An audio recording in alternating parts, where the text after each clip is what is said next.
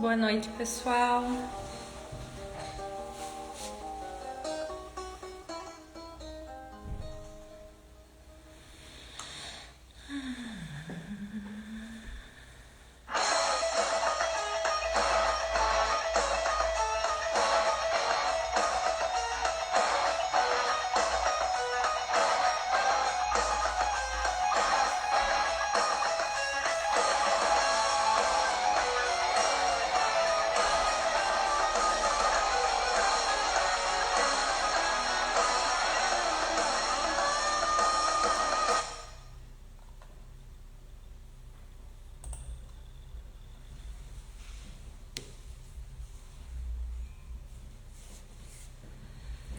Boa noite.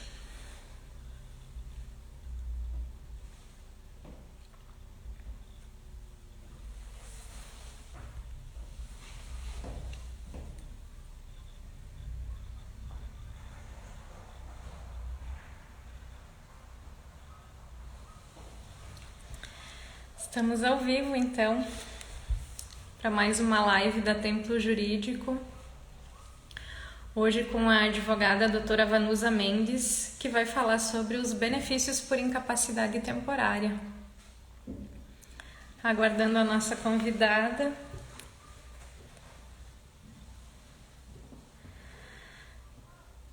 A Frauviana, minha colega, bem-vinda. Sejam todos bem-vindos. Boa noite a todos. Boa noite, Éder. Bem-vindo.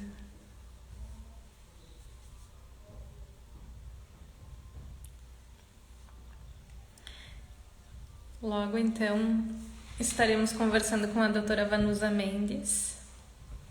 Obrigada.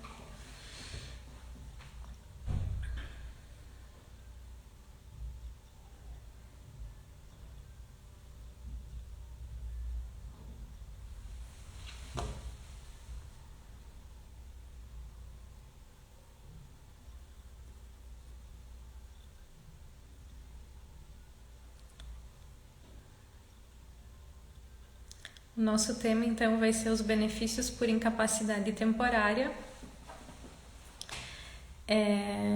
tratado pela advogada previdenciarista doutora Vanusa Mendes, que atua há muitos anos nessa área, né? Em diversas cidades do estado de São Paulo. Ela que também é professora, idealizadora do canal Dia a Dia Advocacia. Uma previdenciarista bastante renomada. Já deve estar chegando para iniciar nossa live. Lucas, meu filho. Obrigada, filho, seja bem-vindo. Que bom que tu está conosco.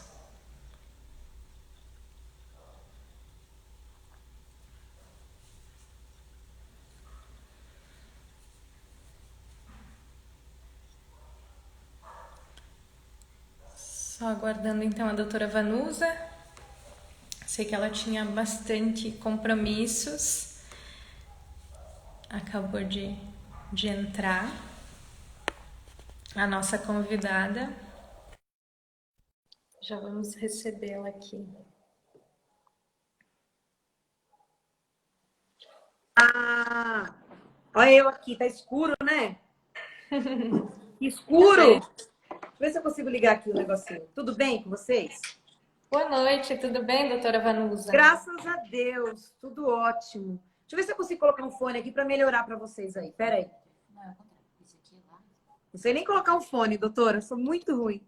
Nós estamos lhe ouvindo bem. Tá ouvindo bem? Então não precisa Ouvindo bem. Só a luz que tá horrível, mas tudo bem. Tá de noite, né? Tudo bem com minha querida? Boa noite para você. A gente tá com um corte parecido, Chanel? Ó. Parecida, né? Olha só. Eu amo Chanel. Acho que é o corte assim mais... Eu uso Chanel a vida inteira. Vida inteira. Você tá bem? Você é da onde? Bento Gonçalves, Rio Grande do Sul. Menina, eu amo essa região. Eu sei que a senhora gosta aqui da nossa Serra Gaúcha. Tem um restaurante aí, acho que é Mamma Mia. É Mamma Aham, Mia, não é? tem. Menina, é maravilhoso. Tudo bem. Ó, gordinha, só pensa em comida. Eu já lembrei da comida de lá. E Que aí? bom. Próxima vez que a senhora estiver em Bento Gonçalves, nos avise para que a gente possa recebê-la com um vinho, Ai, né? vou fazer questão, vou fazer muita questão. Boa Que noite a bom. todos aí, pessoal. Estou às Eu suas gostaria ordens. inicialmente de lhe agradecer, doutora Vanusa. Eu sei que a senhora é extremamente compromissada, né?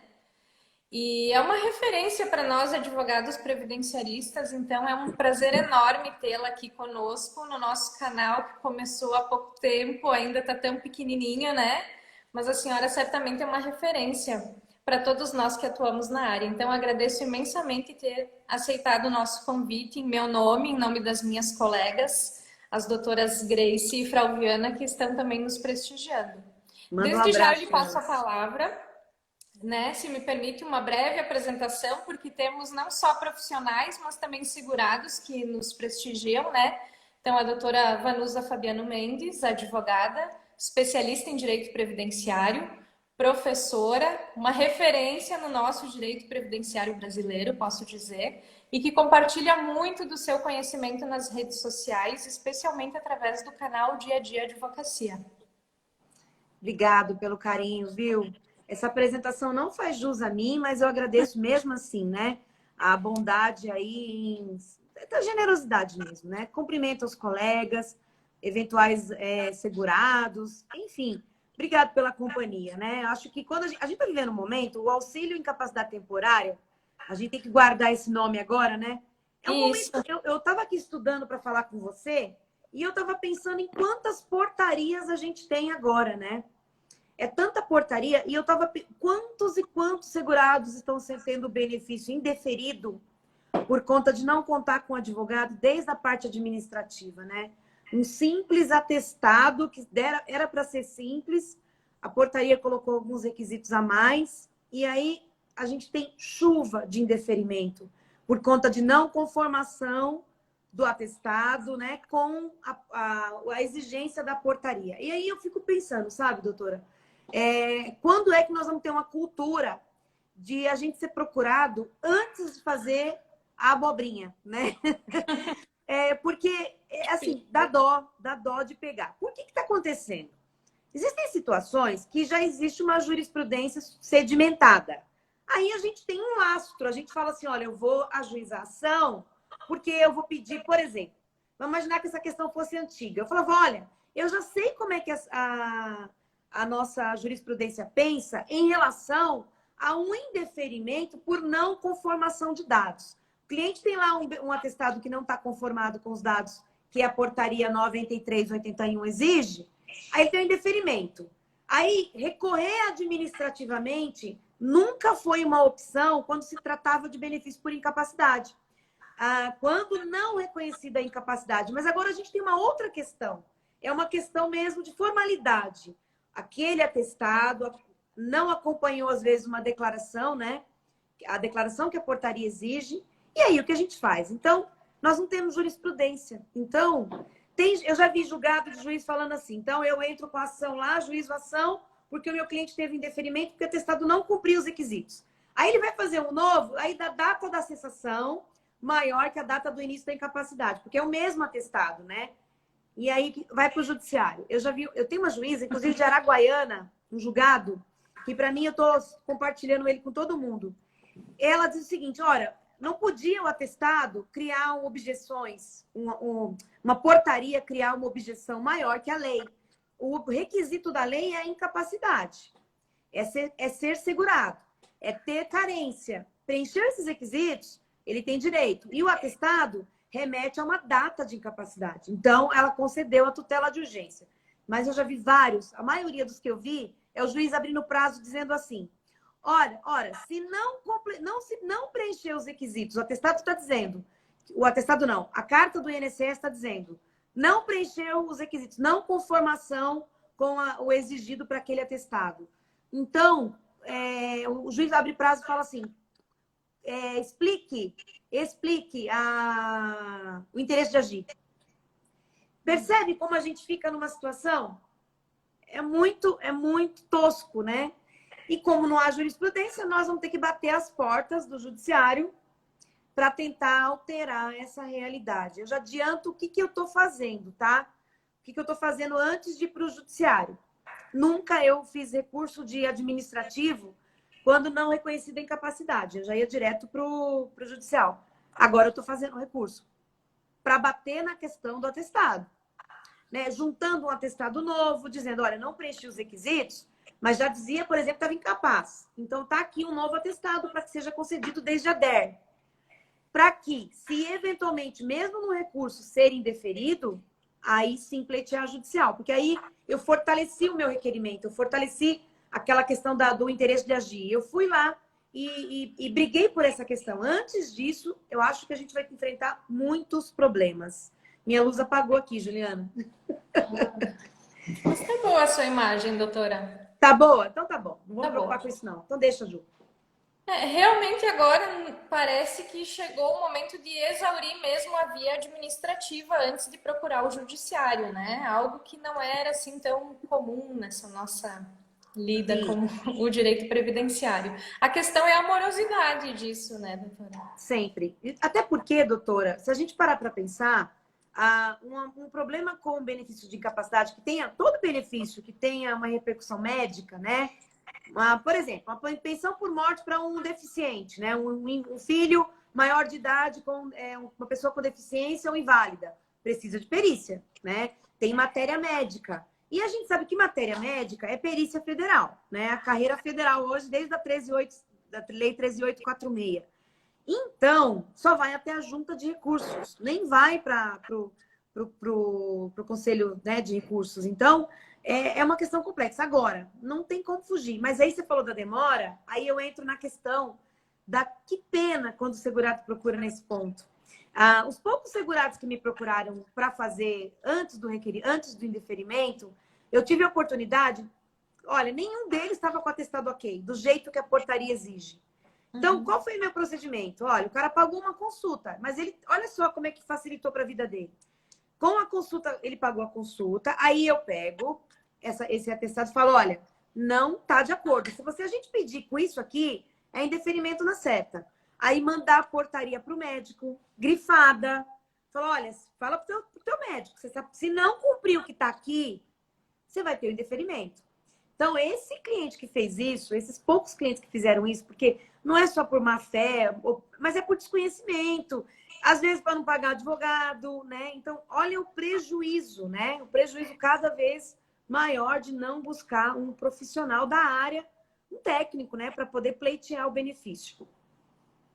Normalmente nós também aqui na nossa região temos essa cultura, né? O segurado procura pelos seus próprios meios e agora que está tudo na via eletrônica, né?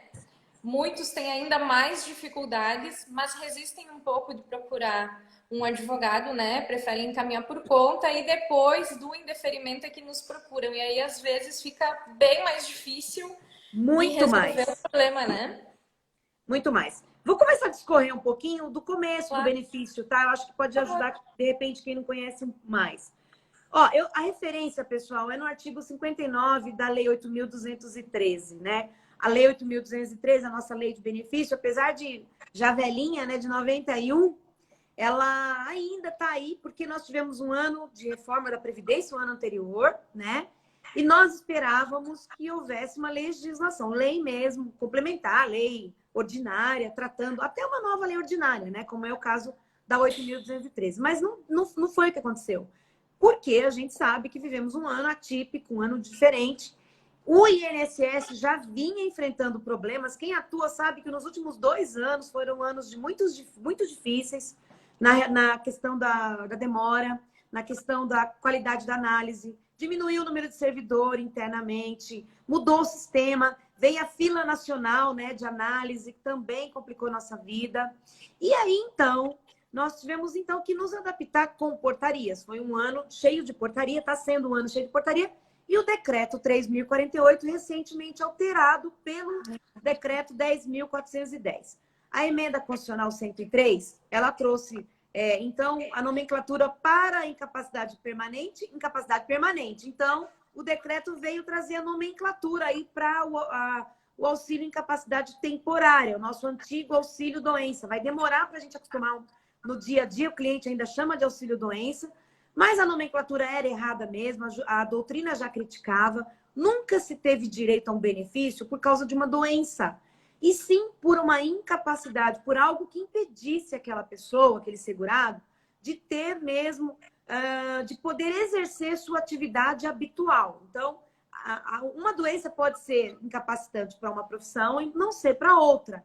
Então, esse já tinha essa crítica. E agora vem o nome correto. No decreto, você vai encontrar a partir do artigo 71 do decreto 3.048, o regulamento da Previdência, traz mais mastigadinho, mais explicado como é que funciona o benefício na prática. Todo benefício previdenciário, obviamente, vai exigir um vínculo jurídico com o INSS, ou seja, qualidade de segurado.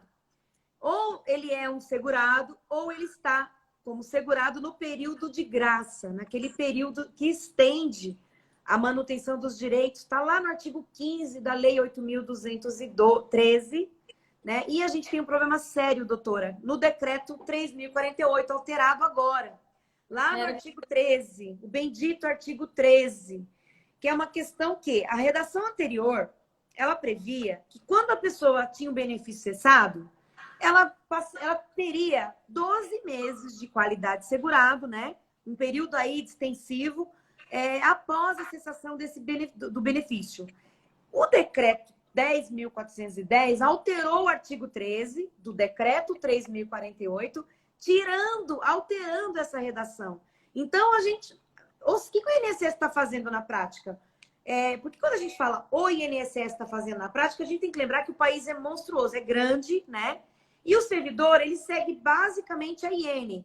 A IN ainda traz a manutenção de 12 meses, mas já tenho notícias de pessoas que têm tido, simplesmente quando vai requerer de novo, depois de uma cessação, aí o INSS diz que perdeu qualidade de segurado, né? Por conta dessa alteração no artigo 13 do decreto 3.048. Era onde a gente se apoiava, né? Porque o artigo 15 da 8.213, que traz a relação lá de período de graça, não traz essa extensão para após a cessação de um benefício. Então, ficar atento quando a gente é procurado pelo cliente para ver quando é que ele foi cessado o benefício. O que eu tenho feito? Eu tenho sugerido ao cliente que ele recomece a contribuir com urgência. Se ele é um segurado facultativo ou individual, ele tem que voltar a contribuir, né? Se ele é individual, ele não tem como exercer a atividade porque se entende como incapaz, tem documentação dizendo que ele está incapaz, ele deve recolher nem que for como facultativo para não perder essa qualidade. Óbvio, se ele é empregado, teve uma cessação de benefício, ele precisa retornar para o trabalho. Então, notificar a empresa, informando que teve uma cessação do benefício, que teve um indeferimento, e a empresa não pode se negar a receber esse segurado de volta, né? Sob pena aí dela ter que pagar até indenização por dano moral por conta das decisões do TST, que é o nosso limbo jurídico, né? Extremamente comum, né? E quanta judicialização vem por aí em razão dessa alteração, muita, não é, doutora? Muita. Sabe, doutora, a gente ouve falar assim, né? No final do ano passado, a Procuradoria estava em conversa com o INSS, até foi muito criticado porque excluiu a OAB da conversa, a OAB que seria representante, né, de quem milita a favor do segurado, não foi chamada, mas teve uma conversa entre a Procuradoria, né, e o INSS para tentar diminuir litígio. Só que o que a gente vê na prática não vai diminuir litígio coisa nenhuma, né? Do contrário, né? Eu fico pensando assim, sabe, doutora? Se a gente está vivendo um momento de extrema fila, na fila virtual, né, de benefício, eu tenho benefício aqui, para você ter uma ideia, aposentadoria especial, que tá no Conselho de Recurso, tá desde maio de 2019. Eu tenho interesse que tramite toda a via administrativa, porque eu estou querendo fugir do Juizado Especial Federal, através de superação do valor da causa, porque eu tenho a ideia de pedir prova pericial na Justiça Federal, porque na GF é muito difícil conseguir, né? Mas olha só, como é que então, se tem uma fila dessa, como é que o INSS propõe, então, uma reanálise de 1,7 milhões de benefícios, como a gente ouviu na mídia? Você não tem essa impressão? Mas aí? Tem alguma coisa que não encaixa. Ó, tá atrasado os requerimentos atuais, a análise, né? A gente sabe que tem pouco servidor. Eu fiz uma live com o Dr. Salomão Boanerges, que é uma fofura nossa aqui do Instagram, né? Ele é servidor do INSS, também é professor de Direito Previdenciário, e ele falava disso. Ele, como servidor, ele me contou o lado de dentro, da pressão que o servidor tem sofrido, sabe? Por resultado, por número. Tá, tem bônus de desempenho. A Lei 13.846, ela trouxe a previsão de bônus de desempenho. Mas será que é só dinheiro, né, que importa para o servidor mesmo? Né? Aquela pressão de produzir, de produzir. Por isso que a gente está tendo uma análise tão ruins. Teve muitas aposentadorias internamente no INSS, né? E aí, como que vai rever benefício se a gente não tem perícia presencial? Vai ter que apresentar documentos médicos. Tudo bem, até aí tudo bem. Mas quem vai fazer essa análise? Se não tem servidor para fazer análise dos benefícios normais, como fazer essa revisão? Óbvio, o INSS está atrás de fraude, né? Fraude. E a gente sabe que, infelizmente, existe uma cultura ainda do jeitinho brasileiro, da esperteza. Depois que passar tudo isso, vai aparecer um monte de fraude na concessão de auxílio-doença, né? Vamos imaginar, ó, eu sou uma profissional liberal, eu contribuo como individual. Fui no médico e até, de repente, o médico me deu um atestado. Mas, às vezes, eu estou até trabalhando e estou lá recebendo auxílio, porque não tem perícia presencial. Então, enfim, vai aparecer muita coisa não vai aparecer. Muita coisa bem feitinha, né? Mas há, sim, fraude. A gente sabe que existe fraude. O problema é que quem paga pelas fraudes é o segurado que não é fraudador. É o segurado que precisa do benefício, né? Assim como a gente tem ouvido falar, então, dá benefício também, do auxílio emergencial. Quanta gente que precisa, que tem deferimento.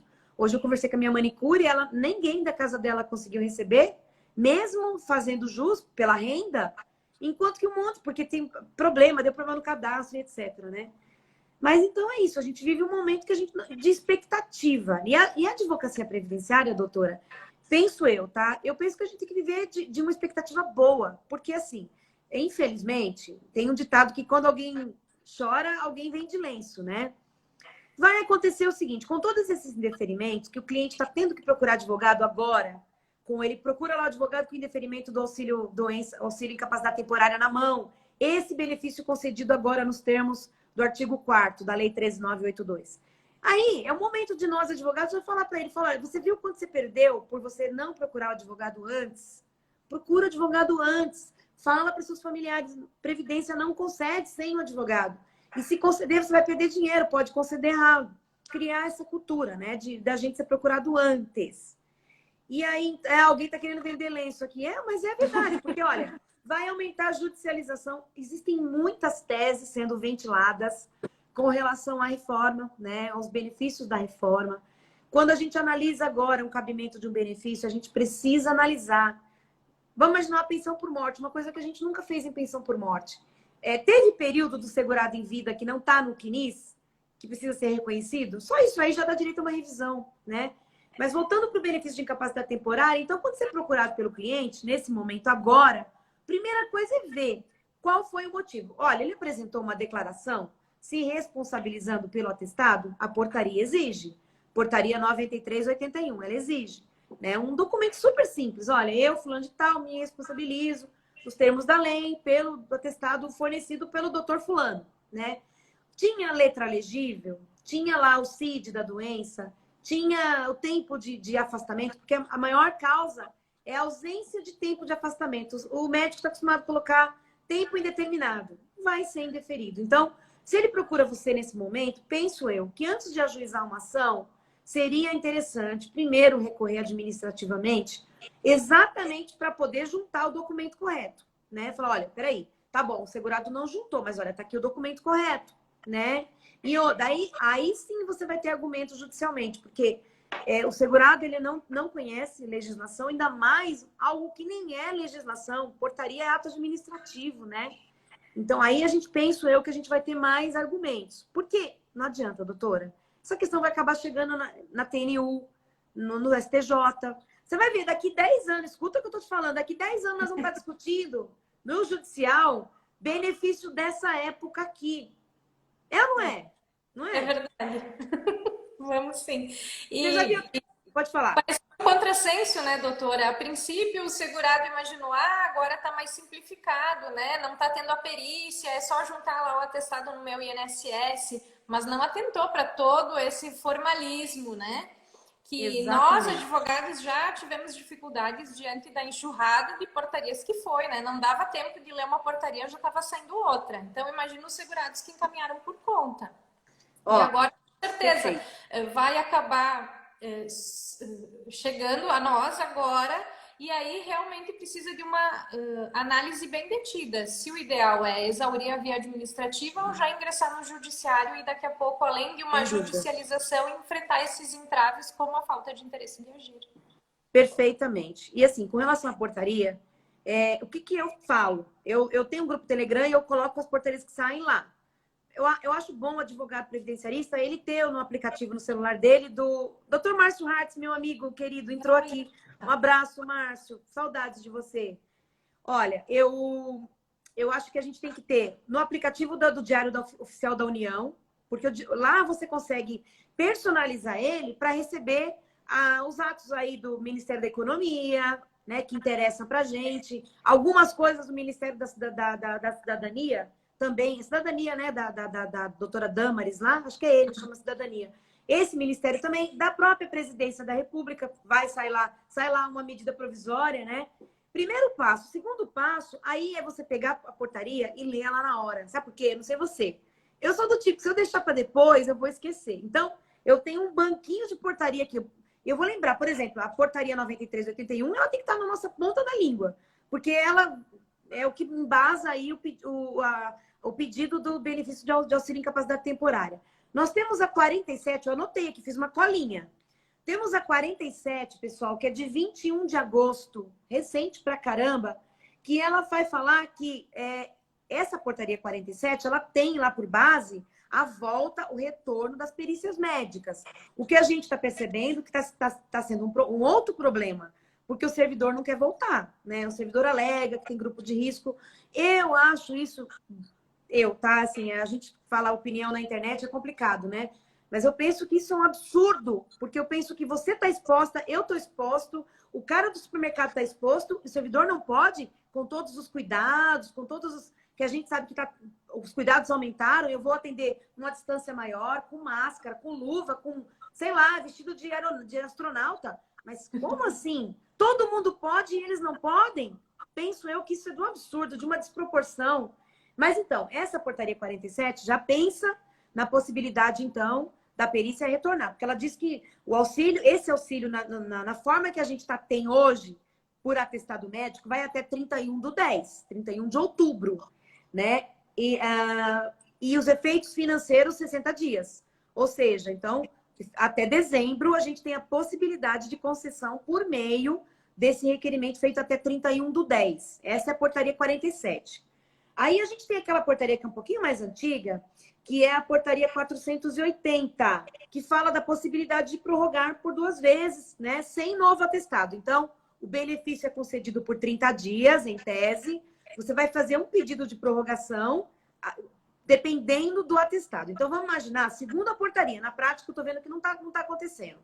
Mas imagina que eu apresento um atestado com 90 dias de afastamento. Então, em tese, pela portaria 480, o INSS teria que conceder 30 dias e eu, então, ir até o sistema e fazer uma prorrogação até 5 dias depois da data da cessação do benefício.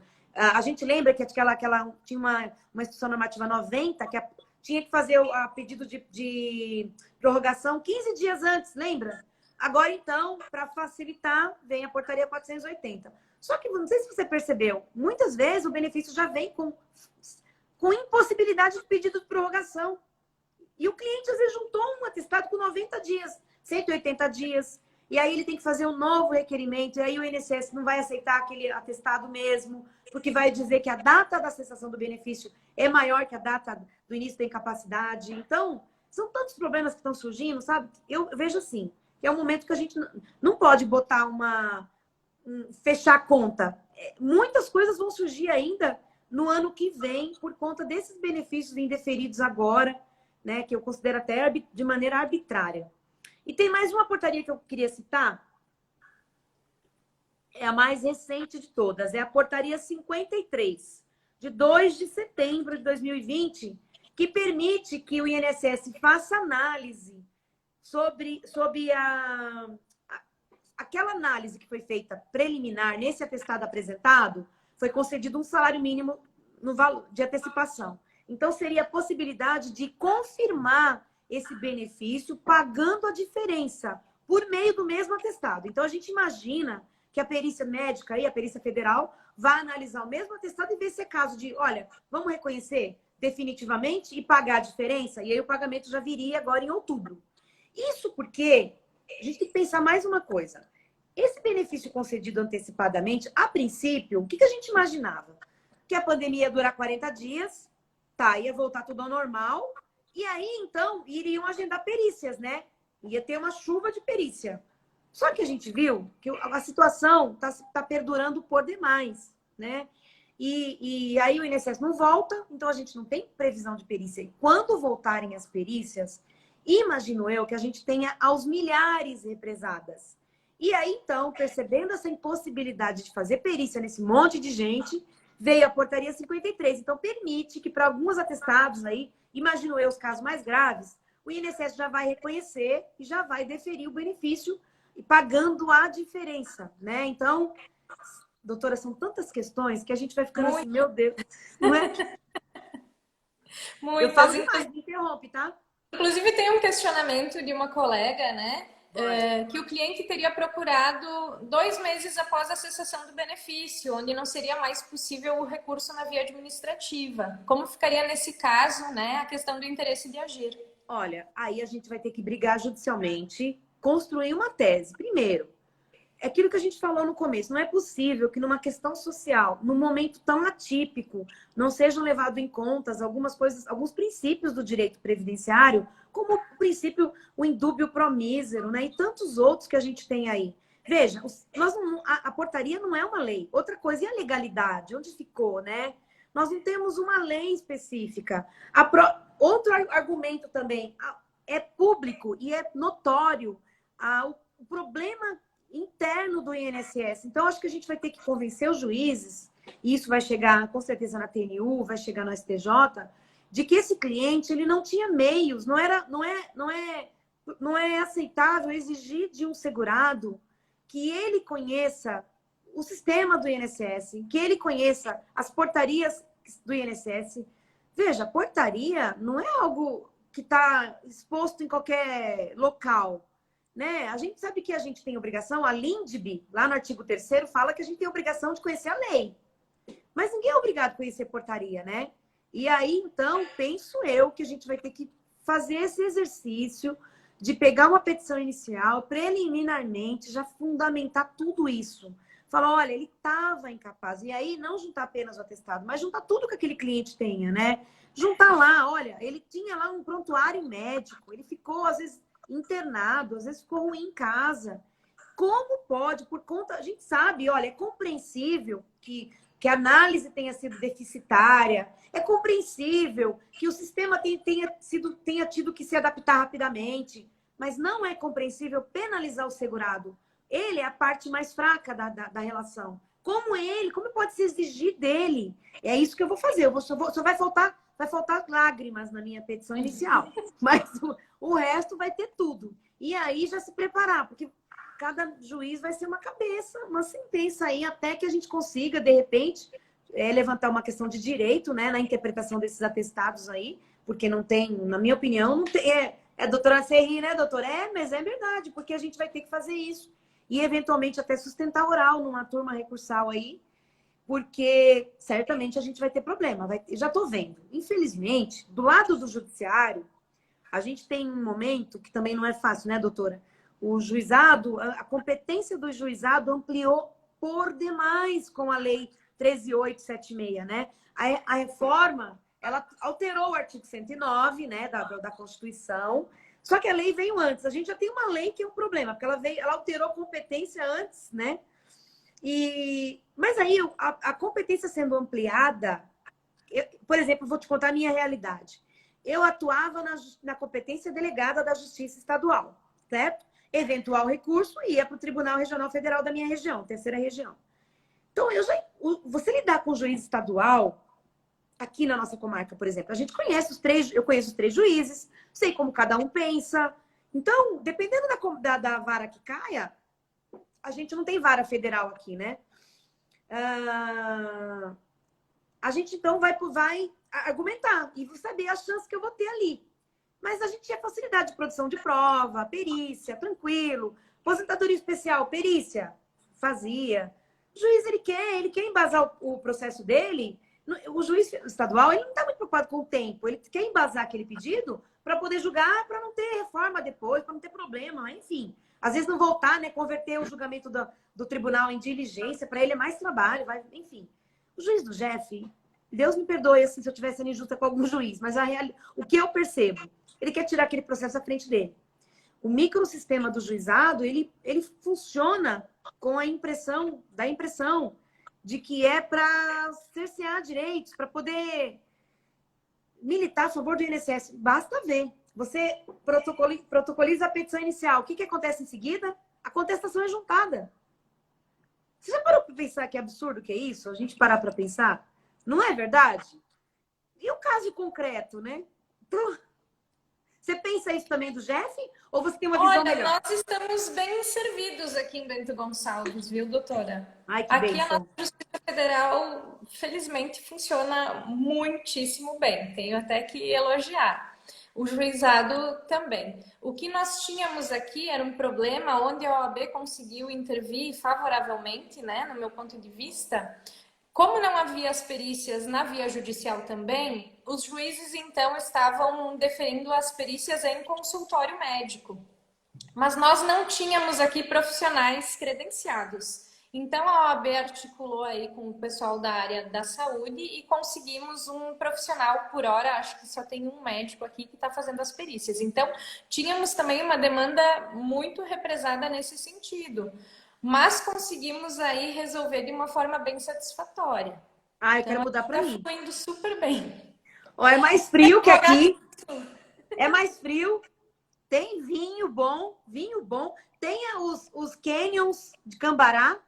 Ah, menina. Viu? O TRF4 também, né? Ele é o maior balizador de jurisprudência, assim, favorável ao segurado. E tem juízes aí, que eu não vou nem citar o nome, né? Do desembargador aí do TRF4, misericórdia. Bom demais, né? Doutrinador nosso, inclusive. Mas então, aqui no juizado, por exemplo, quando a gente fala de questão de interesse de agir, a gente teve um julgado super importante em 2014, que foi o tema 350 do STF. Lá delimitou o interesse de agir nas demandas previdenciárias, né? Mas você veja, recentemente a gente teve aí a briga da revisão da vida toda, né? Então, eu não ajuizei nenhuma, tá? Eu tenho dificuldade com tese revisional. Enfim, eu atuo mais em benefício. E aí, eu fiquei sabendo, o juizado está exigindo prévio indeferimento da revisão da vida toda. Só que é o seguinte, a tese firmada pelo STF é a seguinte, olha, quando há uma questão que pública e notoriamente o INSS é contrária, não precisa de um indeferimento, é público e contrário, né? Por exemplo, aquela questão dos 25% nas aposentadorias, que não seja por invalidez, que está no STF também. Veja, é público e notório que o INSS é contrário, eu não preciso de indeferimento. Mas, infelizmente, como o sistema do GEF, ele acaba que a gente fica limitado em termos de recurso, porque depois vai um recurso extraordinário para você provar que há uma repercussão geral, que há mesmo uma lesão à Constituição, vamos dizer assim, dificílimo conseguir, né? E outra, você só consegue recorrer também, enfim, achando um acordo, um paradigma. Então, é muito difícil o sistema recursal do juizado. Ele tem essa sistemática que impede rescisória, enfim, então, decisões interlocutórias. Então, a gente tem muitas, na minha opinião. Também é o seguinte também, doutor, eu faço meu meia-culpa. Eu estou começando no GEF, eu tenho pouca experiência no GEF, por conta da experiência que eu tenho com a Justiça Comum aqui, delegada. Então, eu tenho muitas más notícias do juizado. Então, eu espero, Deus, que eu encontre boas decisões aqui para poder melhorar a minha opinião, né? Porque a gente não deve fechar a questão sobre nada, né? Sobre nenhuma questão. Sim, olha que realidades tão diversas, né, doutora Vanusa? O que só reforça a importância do acompanhamento do advogado desde o início, né? Uma advocacia mais consultiva. Claro que o segurado precisa se conscientizar disso, né? Sim. Nos benefícios por incapacidade, claro, não é algo programado, é difícil. Mas se não, o planejamento previdenciário, já que contamos aqui com o Dr. Márcio Hartz, que fala tão brilhantemente disso, né? Se Brilhante. faz cada vez mais necessário e os profissionais também precisam se qualificar cada vez mais, porque são tantas mudanças, né? Nessa recente alteração do decreto também, essas questões da perda de qualidade de segurado, do cômputo dos períodos de auxílio por incapacidade para fins de carência, como isso afeta profundamente, né, o Com segurado da certeza. Previdência, que nem se dá conta disso. Perfeito, perfeita a sua colocação. E outra, você falou da diferença, né? Nós temos um país continental, é um país grande demais, né? Então, o advogado, assim, o advogado ele precisa entender essa realidade, a realidade do segurado da região dele, né? O segurado, por exemplo, você está numa região de segurado especial, precisa se aprofundar. Sabe, doutora, eu tenho hoje no Brasil quase 4.000 alunos. E o que eu vejo, assim, é uma preguiça mental do advogado em se especializar, sabe? Sabe aquela coisa assim? Eu preciso de uma resposta numa questão pontual sobre o auxílio e incapacidade temporária. Aí eu consegui ela. Beleza, vou para a próxima. Só que isso não vai tornar ninguém bom no negócio. O que vai tornar a gente bom é a gente conhecer os institutos básicos do direito previdenciário. Eles são muito importantes. Carência, você falou de carência. Carência tem tantas vertentes, tantos viés. E aí, às vezes eu vou tentar responder um aluno e ele fez uma pergunta que eu sei que envolve ali vários institutos, né? Tem qualidade segurada envolvida, tem carência envolvida. E aí eu tento responder tudo, mas eu percebo o seguinte, que vai ficar deficitário. Nenhuma resposta é suficiente para que uma pessoa se aprofunde no direito previdenciário. E ele tem uma característica, doutora. Ele é apaixonante. Se você começar a estudar, você vai gostar. Sabe? Acho que como tudo na vida, sabe o que a gente não gosta? A gente não gosta daquilo que a gente não conhece. Eu costumo falar que eu não gosto de informática. E eu sei que é porque eu sou muito ruim, né? Eu não sou boa, né? Vamos dizer assim. Eu mexo no essencial. Quando a gente melhora numa coisa, a gente começa a gostar daquilo. E o direito previdenciário é assim. É uma área boa de atuação, principalmente pelo segurado mesmo. Eu gosto de trabalhar com pessoas humildes. Nunca trabalhei em advocacia previdenciária de empresa, nada disso. Lido com o segurado, que é aquela pessoa que ele trabalhou, ele não sabe se ele tem qualidade de segurado, ele não sabe se ele tem carência, né? E aí ele vai sozinho para um benefício e aí se dá lá, às vezes ele não sabe nem que o empregador não está recolhendo as contribuições dele, ou nem anotou a carteira, mas não tem lá os dados do vínculo dele. Então, a advocacia previdenciária, ela é muito importante e ela tende a crescer. As pessoas que estão investindo nessa área, em termos de conhecimento, se aprofundando, pode ter certeza que é uma área rentável, é uma área boa, é uma área... O que eu falo, doutora? O INSS, ele é o credor que não vai quebrar, se Deus quiser. Né? Então, chega numa execução... Eu estou com umas execuções trabalhistas, de quando eu advogava na área trabalhista, fui chamada para acordo agora de uma empresa que acharam uma casa do cara, um bem dele em algum município, aí ele correu para fazer acordo, sabe? Para não perder o bem. Mas olha só, são 6, 7 anos aí tramitando e se ele não achasse nada, ia ficar para lá, meu trabalho perdido. O INSS demanda aí alguns anos, né? Eu sempre falo para o cliente, não fica pensando nisso que vai sair agora, vai demorar. Mas pensa que dinheiro sempre vem na hora certa, né? E quando sai de verdade, vai ser pago de verdade, o precatório, o RPV. Então, eu acho que é uma área também nesse aspecto muito boa, porque o advogado tem uma segurança. A partir do momento que ele já está trabalhando, óbvio, né? No começo, como tudo na vida, não é fácil, né? Até chegar o primeiro RPVzinho, mas quando vem, você fala, olha, não é que vem mesmo? E aí você pode fazer planos com aquilo, entendeu? Com certeza, e é uma área apaixonante, né, doutora Vanusa, como a senhora bem colocou, não só rentável, mas que, pelo menos para mim, garante uma gratificação pessoal sem tamanho, né? Quando a É gente lida lindo. com direito social, eu acho que tem esse aspecto também que é super É relevante. lindo. É lindo. Você ligar para um cliente e falar, olha, saiu a carta de concessão. E a pessoa fala assim, que nem uma senhorinha falou para mim assim, eu tô aposentada por idade, sabe? Falei, sim, a senhora tá aposentada, tá aqui, ó. Você vai começar a receber agora, né? Tal dia, naquela conta que a senhora já sabe, tem, né? Tudo direitinho. Mas vai vir todo mês. Eu falei, todo mês. Mas quanto tempo? Eu falei, se Deus quiser, até o fim da sua vida. E assim, a pessoa fica muito grata, sabe? Aí vai te indicar, vai falar, olha, foi a fulana que me aposentou. Isso é tão lindo, né, doutora? E eu tive uma experiência muito linda 3 anos atrás, que eu fui fazer a aposentadoria da minha mãe, ainda na época presencial ainda, sabe? Levei os documentos, peguei filhinha, tava super emocionada. E aí saí de lá com a aposentadoria dela por idade concedida. Então, e minha mãe, que foi uma mulher que trabalhou na roça, que só conseguiu, não tinha prova de tempo rural, não tinha nada, como tanto acontece, mas ela tinha vínculos urbanos, aí contribuiu mais um tempo até completar os 180 meses, ela já estava com 63 anos, e aí eu fui lá aposentar ela. Alegria, sabe? Dela ter o benefício dela lá todo mês, e ela, você precisa de ver como é, sabe? Como rende para ela, porque ela trocou box da casa dela, trocou. Então, é muito legal advogar numa área que você veja na vida da pessoa a transformação, né? Então, eu sou suspeita, né? Porque eu me apaixonei e, assim, devo tudo ao direito previdenciário. Com certeza. Eu tô aqui de olho no relógio porque eu sei que a senhora tem um Eu vou compromisso. sair daqui 10 minutinhos, dá tempo, 10 minutinhos. Se vocês quiserem ainda perguntar alguma coisa, eu estou às ordens.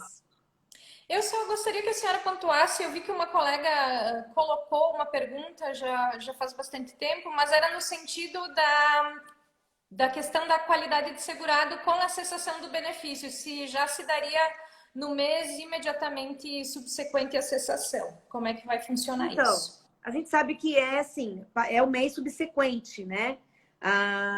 Então, mas no INSS eu tenho casos, até no meu, no dia que saiu o decreto, que a gente foi ler, em seguida, assim, já tinha gente com indeferimento. E o INSS estava indeferindo de plano. A pessoa retornou, e aí ela foi, vamos imaginar, a pessoa retornou do benefício, teve alta médica, e ela não procurou advogado. Ela mesma fez o requerimento. Não, mas o INSS, sabe o que acontece? Não sei se você percebeu. Aquela mensalidade de recuperação do artigo 47, né? Aposentado por invalidez. Ele tá lá em gosto de benefício, aí ele é chamado para perícia. Às vezes ninguém conta para ele o que está acontecendo. E aí ele fala assim, mas o benefício diminuiu pela metade. Agora diminuiu mais ainda. E aí cessa. É aí que ele procura um advogado, quando já cessou tudo isso. E aí, para o INSS, ele já perdeu qualidade de segurado, entende? Então, o INSS está aplicando isso de pronto. Como é muito recente, a gente ainda não tem ainda uma questão... mas, o que acontece? O decreto 3.048, alterado agora, ele trouxe a possibilidade de recolher como facultativo, inclusive durante o benefício, o que é estranho, né? Porque alguém que está recebendo benefício por incapacidade, geralmente está numa questão, num momento frágil da sua vida, recebendo a menos, porque é 91% só do valor, né? Nesse momento ainda de pandemia, recebendo um salário mínimo, e como que ele vai contribuir, né? Então, assim, algumas disposições, elas parecem tão distantes da realidade, né? Parece que a pessoa que redigiu não conhece a realidade do trabalhador que sobrevive com um salário mínimo e vai ter que comprar um saco de arroz de 20 e poucos reais, né? Mas é isso que está acontecendo. Então, seria assim, seria da alta média. Imagina, então, o segurado teve lá o indeferimento do benefício ou cessação. Cessou o benefício dele e ele não pediu prorrogação, acontece muito isso também. O cliente não sabia que tinha que pedir prorrogação. Quando ele te procura, já passou o prazo. Benefício judicial, que não dá para pedir prorrogação, está com data de cessação, mas não dá para pedir prorrogação que o sistema não aceita. Já aconteceu isso com você? Né? Já Então, aconteceu, sem falar na questão do cálculo, né, doutora Vanusa, que com a reforma foi alterada a questão da média, né, e às vezes a gente pede prorrogação, tem aí um benefício que foi concedido antes, com a média dos 80%, e agora a gente vai pedir um novo benefício, e às vezes o segurado faz isso por conta, e ele vem aqui, nos procura e diz, mas agora encolheu o valor do meu auxílio-doença, como é que pode ser isso? é uma judiação, né? Porque tantas questões, né? É igual a pessoa que é ingênua, às vezes está com auxílio-doença lá antigo. E, por exemplo, eu conheço o caso da minha manicure de novo. O marido dela faz tratamento para o rim, esqueci agora, ele faz hemodiálise. É gravíssimo o caso, né? Não tem cura. Só que em vez de aposentarem ele, deram um auxílio-doença. Só que é um auxílio-doença antigo. E o que acontece? Só que o valor tá bom. Eu falei, e ela, não tem como... Possivelmente melhor do que uma aposentadoria. Eu falei para ela, não pensa nesse negócio de converter não, menina. Fica quieta com esse benefício. Se ele for chamado agora, bem provável que seja convertido em aposentadoria por invalidez, né? Por incapacidade permanente. Mas eu estava conversando com ela, eu falei, olha, é muito mais benéfico o valor que está anterior, né, a emenda constitucional do que agora. Então, são questões assim que a gente vai... Como também advogar em área previdenciária, você convive com muita tristeza também, né? Você vê muitas coisas difíceis aí que acontecem por conta dessas arbitrariedades, né? E é isso.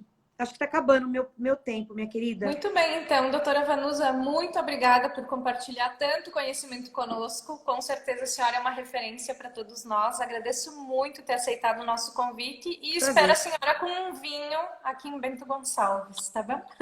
Duas coisas que eu vou te dizer. Seu sorriso é lindo, contagiante. É verdade, seu sorriso, você sorri, o rosto inteiro sorri. E a segunda coisa é que não me convide, porque se você soubesse como eu aceito, eu aceito. Menina, eu aceito. Eu vou ligar e vou falar assim, ó, viu? E aquele vinho lá, vamos tomar um vinho? Aí pega as suas amigas aí e a gente vai sair para um sopinho, para um vinho. Ó, com tá? certeza. Tá marcado, hein? Ana, vamos esperar a senhora, então. Vai ser Na uma sua honra, próxima minha vinda à querida. Serra, nos procure. Vai ser uma grande honra. Deus abençoe cada um que está vendo, sabe? A gente que milita, dá-nos força para a gente percorrer essa caminhada, que não é fácil, mas é gratificante, vale muito a pena, tá bom? Tá bem, então. Uma boa beijoca noite. para você. Deus te abençoe. Tchau. Tchau. Amém. A senhora também. Até mais. Até mais. Tchau.